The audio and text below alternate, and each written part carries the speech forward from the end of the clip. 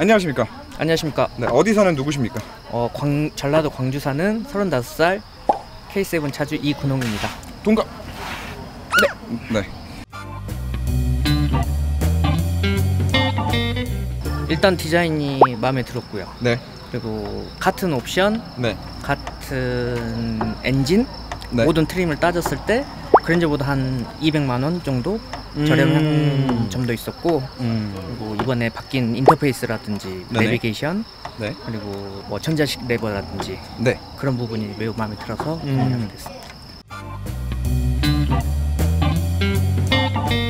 저는 개인적으로 이런 출력이라든지 6기통 감성을 좀 추구하는 편인데 제 또 주머니 사정으로는 3.0 가솔린은 좀 부담이 되고 그렇다 해서 4기통 차를 예전에 운영한 적이 있는데 네. 좀 그런 부분에서 많이 걸리다 보니까 대안을 찾은 게 가격 대비 성능으로 지금 갖고 있는 K7 LPI가 가장 적당한 것 같다.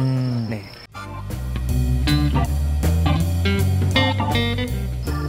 지금 옵션이 아까 보니까 굉장히 많이 들어가 있더라고요. 근데 저것도 완전 풀옵션은 아니고요. 네. 한 단계 낮은 트랙이면서 이제 흔히 말하는 뭐 가성비, 네. 가격 대비 성능이 가장 좋다고 평이 되는 트림으로 선택을 했고요. 네. 일단 썬루프까지 포함해서 3,500 정도. 3,500. 네, 3,500 정도 정도. 그래서 지금 그랜저보다 압도적으로 많이 팔리고 있고, 네. 또 1세대 그러니까 요 바로 전. 네. 그러니까 2세대 K7이 처음 네. 나왔을 때 그랜저보다 너무 많이 무르다. 네. 출렁거리는 승차감이다. 뭐 이런 말들이 되게 많았었잖아요. 네. 네. 이게 좀 개선이 됐다고 그러더라고요. 네. 네. 그래서 그거를 좀 집중적으로 좀 알아보는 걸로 하고. 네. 네. 과연 3,500만 원 주고 LPG 6기통 차를 네. 탈 만한 가치가 있는지에 네. 대해서 알아보는 게 핵심이 되겠습니다. 네. 그죠? 네. 네. 그리고 뭐 특별히 하실 말씀 있으시면. 뭐 차라는 게 다 성향도 틀리고 추구하는 바도 틀리겠지만 네. 거기에서 적절하게 자기 선에서 맞춰서 구매를 하시되 너무 어느 한쪽으로 쏠린다거나 어느 의견에 쏠린다기보다는 자기 주관을 갖고 구매하셨으면 좋겠습니다. 좋은 말씀 감사합니다. 네. 네. 자, 아무튼 리뷰 이제 시작해 보도록 하고, 뭐 여러분들 많이 이렇게 차량 협찬해 주시고 그러면 소소하게 재미있는 인터뷰 같은 것도 좀 차량 협찬을 많이 해달라고 말씀드리는 거니까 다 알아들으셨죠? 네. 네. 저 커피나 먹죠. 네. 네. 수고하셨습니다. 네. K7은 앞으로 사고차가 엄청 많아질 거예요.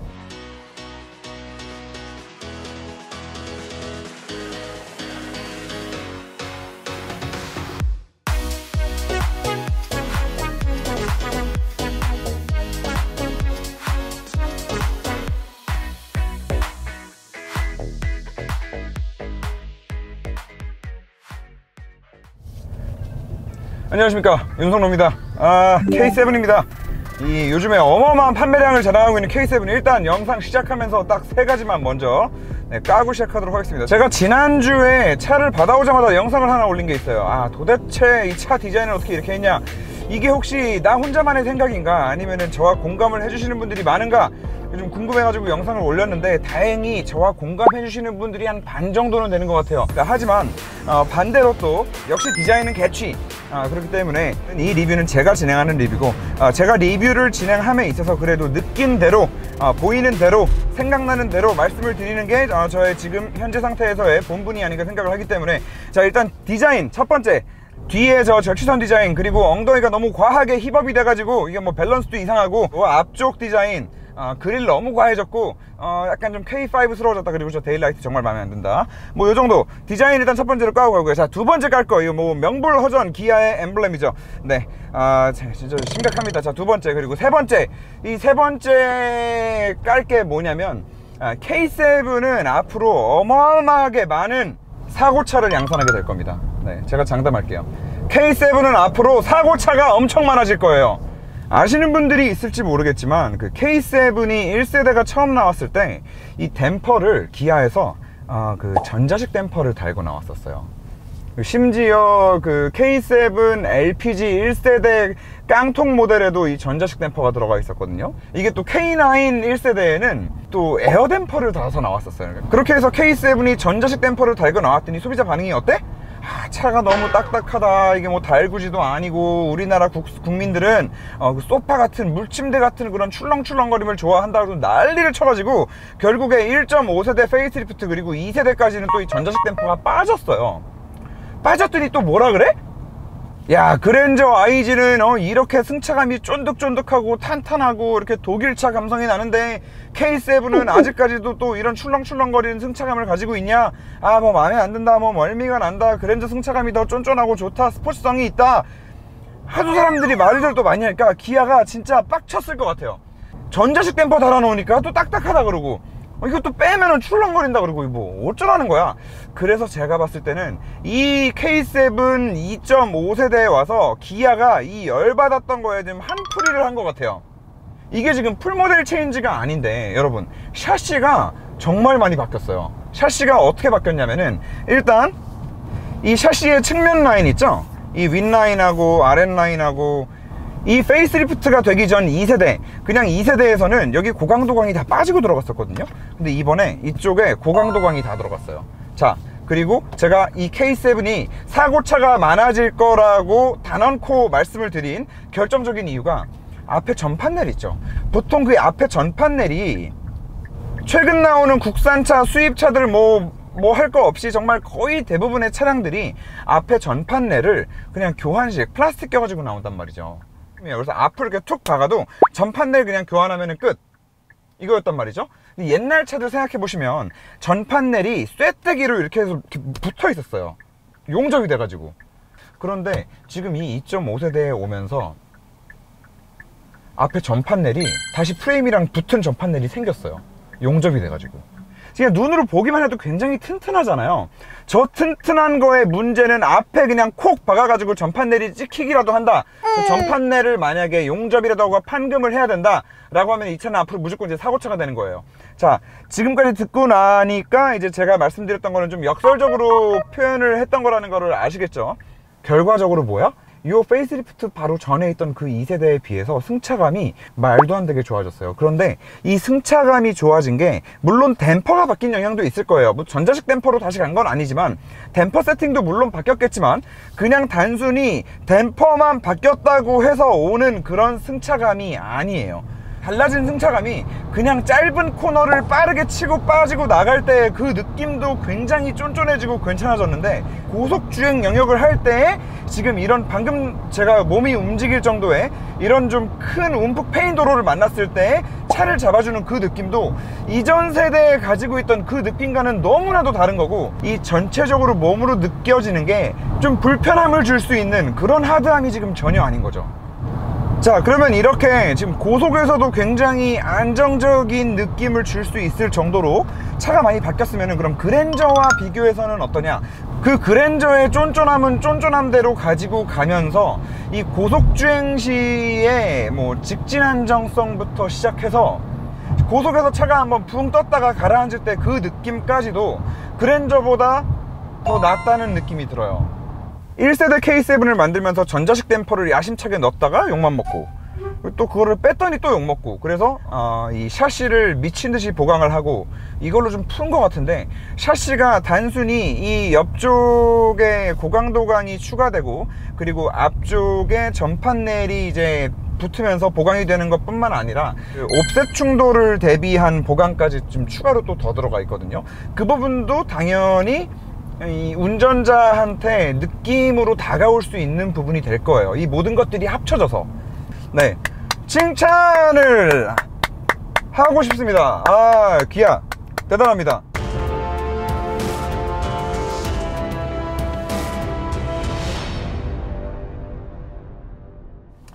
자, 이 차량은 지금 3000cc 6기통 LPG 차량입니다. 자, 올해 드디어 LPG 차에 대한 규제가 풀렸죠. 이제 일반인 분들도 LPG 차량을 구매해서 타고 다닐 수 있는 그런 시대가 온 건데, 자, 이 LPG 차 규제가 풀리고 나서 LPG 차에 대한 관심도가 막 급증을 하면서 저희는 이제 여기 뜨는 지금 이 영상, 이제 이치프님이 모텍 채널에서 LPG 차에 대해서 이제 궁금증도 좀 많이 풀어드리고 했었는데, 결과적으로 가장 중요한 건 뭐냐, LPG 차가 과연 그러면 환경 문제에 얼마나 큰 도움이 되길래 왜 자꾸 LPG가 청정 연료라고 하냐 LPG 차가 그 질소산화물, 미세먼지의 주범이죠. 그 질소산화물 배출량이 가솔린이랑 디젤에 비해서 압도적으로 낮은 건 사실이에요.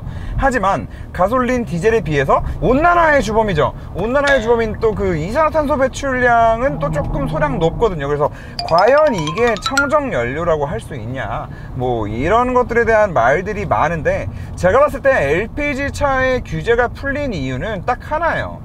미국이 셰일가스 개발을 지금 하고 있잖아요. 거기서 LPG 연료가 어마어마하게 생산이 되거든요.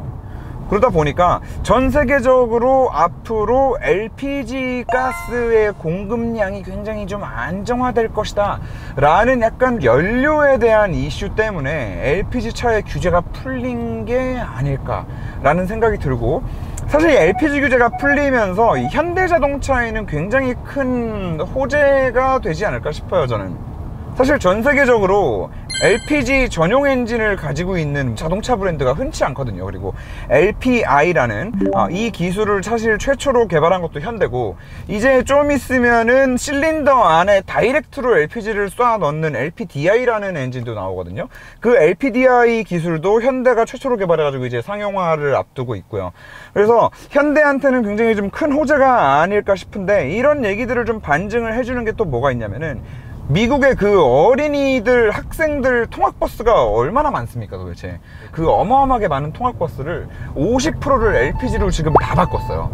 네. 미국도 그만큼 이제 LPG 쪽으로 많이 이제 분위기를 좀 몰고 가고 있는, 어쨌든 전기차로 완벽하게 다 넘어가기 이전에 LPG가 그 징검다리 역할을 좀 해줄 거라고 생각을 하고 이걸 좀 밀고 있는 것 같아요. 실제로 이산화탄소 배출량은 가솔린이랑 디젤에 비해서 높다고는 하는데 정말 소폭 높아요. 정말 소폭 높고, 환경 문제에 있어서는 이 LPG 엔진이 굉장히 좀 메리트를 가지고 있다고 치자고요. 자, 그런데 어쨌든 결과적으로 중요한 거는, 뭐 채식주의로 맨날 풀떼기만 먹고 살면은 건강에 좋은 거 누가 몰라요? 그런데 어쨌든 이렇게 맛이 없잖아. LPG도 환경에 아무리 좋으면 뭐해. 어쨌든 운전자한테 주는 그 느낌이 어떻냐가 가장 중요한 거잖아요. 자, 이 차량 가격이 지금 옵션 넣을 거 다 넣고 진짜 많은 옵션을 가지고 있는 상태에서 3,500만 원이거든요 3,500만 원 V6 엔진을 가지고 있는 차량인데, 이 돈, 똑같은 K7을 가솔린으로 넘어가면은 이 돈으로 4기통을 사야 되거든요. 자, 이 말씀을 왜 드리냐, 이 차량이 LPG고 뭐고 간에 6기통이 가지고 있는 그 부드러움은 그냥 그대로 가지고 있다는 말씀을 드리는 거예요. 실제로 이 차 아이들링 상태, 정차 시에 시동이 걸려 있는 것 자체도 쉽게 파악하지 못할 정도의 정숙성을 자랑을 합니다. 자, 근데 문제는 K7의 6기통 가솔린 모델도 있잖아요. 6기통 가솔린 모델보다도 이 6기통 지금 람다 엔진 LPG 모델이 훨씬 더 조용해요. 그리고 아이들링 시 뿐만 아니라 지금 이렇게 주행을 할 때도 이 정말 말도 안 되게 조용하고 부드러운 이 엔진 때문에 오히려 평소에는 잘 안 들리던 노면 소음이 조금 거슬리게 들릴 정도? 네, 그렇다고 해서 지금 이 차가 뭐 노면 소음이 많이 올라오는 편은 전혀 아니고요. 그리고 지금 이 엔진이 K7 가솔린 3000cc 모델에 비해서 더 조용할 수밖에 없는 이유가 또 하나 있을 텐데, 그게 바로 MPI 포트 방식으로 뿌리고 있다는 이유 때문이겠죠. 3000cc 가솔린 같은 경우에는 그 GDI 엔진이거든요. 그래, 아무래도 고압 펌프를 돌려주는 데서 나는 그 딱딱딱딱딱딱딱 거리는 소음, 그 소음 자체가 이 엔진의 전체적인 데시벨을 좀 올려주는 그런 역할을 할 텐데, 지금 얘는 GDI도 아니다 보니까 진짜 귀로 들려오는 정숙성만 따진다고 하면은 K7 LPI 6기통 3000cc 엔진의 정숙성은 뭐 국산차로 비교하자면은 G90급 정도는 되는 것 같아요. 네, 그 정도로 실내에서 엔진 소리를 잘 느낄 수 없어요. 자, 물론 LPI 모델이기 때문에 이제 같은 배기량, 같은 기통수의 엔진이랑 비교를 했을 때 이제 마력과 토크가 각 한 10% 정도씩 빠지는 부분은 있어요. 근데 그 빠지는 이유는 뭐냐면은 결국에 그 연료의 특성 때문인데, LPG는 뿌리자마자 기화가 돼가지고 나가잖아요. 이제 기화가 돼가지고 나가다 보니까 이 최적 효율, 연료 이렇게 물로 뿌려내는 휘발유보다 최적 효율이 좀 안 좋은 거죠. 그러다 보니까 그 연료의 특성 때문에 이제 가솔린에 비해서는 출력이 좀 안 나온다는 것 뿐인데, 그렇다고 하더라도 지금 이 차가 235마력에 28.6 토크가 나오는 차량인데, 이 정도 덩치를 뭐 한 시속 200km까지도 끌어올려 가지고 고속 항속 주행을 하기에도 굉장히 불편함이 없는 충분한 출력을 가지고 있기 때문에 뭐 LPG라고 해서 출력이 딸리니까 뭐 어쩌고 저쩌고 사실 이런 말도 나올 게 없을 것 같고, 그리고 여러분들이 모르시는 이제 LPG 엔진의 장점이 하나가 더 있는데, LPG 연료 같은 경우에는 탕 하고 실린더 안에서 터졌을 때 그 불순물 자체가 거의 남지 않는 연료거든요. 여러분들 실린더 안에 카본 찌꺼기가 쌓이고 엔진 오일이 더러워지고 이런 많은 문제들이 있다는 건 여러분들도 아시잖아요. 그건 가솔린이랑 디젤에서의 얘기고, LPG 같은 경우에는 10,000km, 20,000km 주행했을 때 엔진 오일 점도가 깨지는 거랑은 이제 좀 별개로 눈으로 봤을 때는 거의 신유 상태의 컨디션을 유지하고 있을 수 있단 말이죠. 그게 바로 뭐냐면 LPG 연료가 땅 하고 터졌을 때 남는 찌꺼기가 없다는 얘기예요. 그러면은 그 말은 뭐야? 실린더 안에 카본 찌꺼기가 쌓이는 확률도 극히 적다는 얘기예요. 그러면 그거는 결국 어디로 이어지냐? 엔진 모든 부품 하나하나의 내구성 강화로까지 저는 이어질 수 있다고 봅니다. 자, 이게 지금 통풍 시트가 있고요. 디스플레이가 진짜 이거 어마어마하게 예쁘고 진짜 보기 좋지 않습니까? 디스플레이가 이렇게 크고요. 이제 전동 시트가 다 들어가 있고, 여기 메모리 시트도 있고. 여러분들 이 현대자동차가 오토 윈도우 스위치에 얼마나 궁색하냐면, 그랜저에도 안 들어가 있고 G70 풀옵션에도 안 들어가 있는데 이 K7에 뒷자리 세이프티 파워 윈도우가 들어가 있습니다. 저는 이거를 되게 중요하게 생각하는 사람이거든요. 이게 차는 항상 실내 환기를 해야 된다라고 생각하는 사람이라서 창문을 이렇게 항상 가끔씩 열었다 닫았다 열었다 닫았다를 좀 많이 하는데, 이게 없어가지고 항상 불편해 죽거든요, 저는 진짜. 근데 K7을 탔는데 있는 거예요. 이것도 전 모델까지는 없었어요. 자, 그리고 뭐 또 파노라마 선루프가 들어가 있고요. 자, 어마어마한 옵션을 가지고 있는데 치명적인 단점은 있죠. 그 단점이 바로 이제 연비가 될 텐데, 이 연비가 얼마나 치명적이게 안 좋냐라는 거를 반증해 주는 게 바로 이 계기판 디스플레이에 있습니다. 말도 안 되는 거 하나가 빠져 있어요. 이 트립에 보면은 실시간 연비를 보는 탭이 없어요. 실시간 연비가 안 나와요. 자, 그리고 실시간 연비만 안 나오냐? 그 누적 연비도 안 나옵니다. 그래서 저는 이게 계기판 디스플레이에서 빠졌으면은 이렇게 대단히 큰 멋있는 디스플레이 안에 어디 이렇게 연비를 보는 게 있겠지라고 이렇게 생각을 했는데, 네, 이 안에도 누적 연비, 실시간 연비가 하나도 표시가 안 돼요. 그래서 어딘가 알아보니까 LPG 차는 원래 연료 특성 때문에 이 연비 체크를 할 수 없다라는 말을 하더라고요. 그래가지고 여기저기 알아보니까 이게 연료 특성 때문에 표시가 안 되는 게 아니라 기아에서 뺀 거야. 이게 기아에서 일부러 뺐다는 더더욱 빼박인 이유가 어디서 나오냐면은, 요즘에 여러분들 그 르노 삼성 QM6가 SUV를 이제 LPG로 만들어가지고 팔거든요. 그 QM6 보니까 누적 연비가 나오더라고. 얘는 왜 안 나와?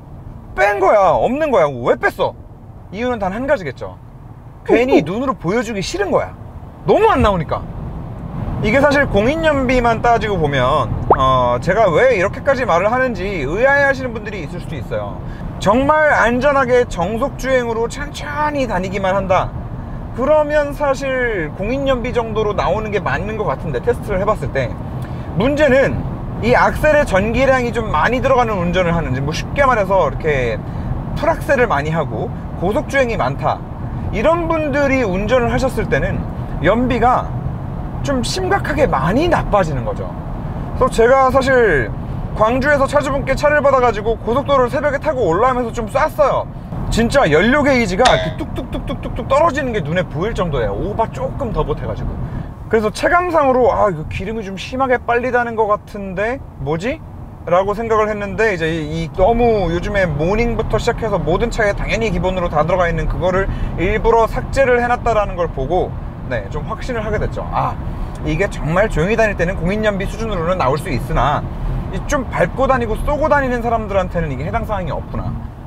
가솔린 같은 경우에 동등한 조건에서 쏘고 다녔다 했을 때 공인연비보다 한 30% 안 좋아진다라고 하면은 얘는 50% 이상 안 좋아지는 그런 느낌이에요. 자, 뭐 방금 보셨겠지만 주행보조 장치가 고속도로에서 주행하면서는 뭐 굉장히 쓸만합니다. 뭐 항상 누차 말씀드리지만 그 현대기아의 주행보조장치 기술 자체가 HDA, 이제 고속도로 주행보조 기능까지 들어간 이 주행보조장치는 정말 실제로 굉장히 쓸만한 하드웨어들과 소프트웨어가 들어가 있기 때문에 네, 굉장히 좋으나 네, 방금과 같은 곳에서 갑자기 놔요. 갑자기 빡 하고 놔요. 네, 그래서 뭐 저럴 때는 조금 이제 위험한 상황들이 조금 연출이 된다. 자, 그리고 이제 뭐 실내 옵션 설명하면서 한 가지 더 말씀을 드리자면, 요즘에 차량들에 이 무선 충전 패드가 많이 들어가 있잖아요. 그래서 이렇게 핸드폰을 이렇게 놓으면은 네, 무선으로 충전을 해주는, 이 언뜻 보기에는 편리한 이 옵션이 요즘에 굉장히 많은 차량들에 들어가는데, 저는 개인적으로 이거를 좀 안 좋아하는 사람이에요. 뭐 모든 차가 안드로이드 오토와 애플 카플레이를 지원하는 것도 아닌데, 일단 이 안에 박아놓으면 휴대폰을 볼 수가 없고 내비게이션 보기도 너무 불편하고, 그리고 이런 공간들을 자꾸 이제 수납 공간으로 활용을 하게 된단 말이죠. 여기 뭐 지갑도 넣고 뭐도 넣고, 그러다 보면은 핸드폰 넣을 때 되면은 또 이제 다 빼야 되고 뭐 해야 되고 좀 불편한 부분들이 많아요. 그리고 제일 중요한 거는 충전 속도가 빠르질 않아. 5W밖에 안 되거든요. 이거 말고 네, 요 버바팀 사용하시면 돼요. 네, 이게 사실 무선 충전 거치대 중에 가격대가 좀 있는 편인데, 절대 진짜 돈 주고 사가지고 후회를 안 하는 무선 충전 거치대입니다. 그리고 사실 또 무선 충전 패드를 사용하시다 보면은 이제 가장 문제가 되는 게, 동작 감지 센서가 들어가 있거나 뭐 그런 것들로 휴대폰이 이제 가까이 왔다 아니다 뭐 이런 것들을 잡는데, 이 앞에서 막 휙휙거리다 보면은 주행 중에 갑자기 휴대폰 떨어지기도 하고 그러거든요. 이게 오작동 해가지고 이걸 놔버려서. 근데 요거는 뒤에 네, 터치로 작동을 합니다. 네, 그래서 네, 굉장히 좀 편리한 부분이 있고, 이 안에 또 내장 배터리가 들어가 있기 때문에 시동 걸지 않은 상태에서 전원이 굳이 공급이 되지 않고 있는 상황에서도 휴대폰을 걸었다가 뺐다 하는 부분에서 굉장히 좀 자유롭고 편리하다. 이렇게 버바팀의 이런 좋은 무선 충전 거치대를 홍보하기 위해서 K7에 들어가 있는 이 순정 무선 충전 패드를 희생시키면서 네, K7 리뷰를 마무리해 볼까 합니다. 자, 뭐 그랜저가 좋다, K7이 좋다, 뭐 이런 차원에서 얘기한다기보다는 3,500만원의 국산차가 이 정도 상품성을 가지고 있을 수 있구나. 진짜 수입차를 많이 따라잡았고, 어떤 부분에 있어서는 수입차를 이제 앞질렀구나 라는 생각이 들어서 좀 훈훈하기도 하고 기분이 아주 좋습니다. 오늘 영상도 재밌게 시청해 주시고 뭐 많은 차량 구매에 도움이 되셨다면 네, 좋아요와 구독 한 번씩 꼭 눌러주시면 너무 감사할 것 같고요. 네, 모트라인몰 많이 이용해 주시고 네, 좋은 주말 보내시기 바라겠습니다. 정말 감사합니다, 여러분. 감사합니다.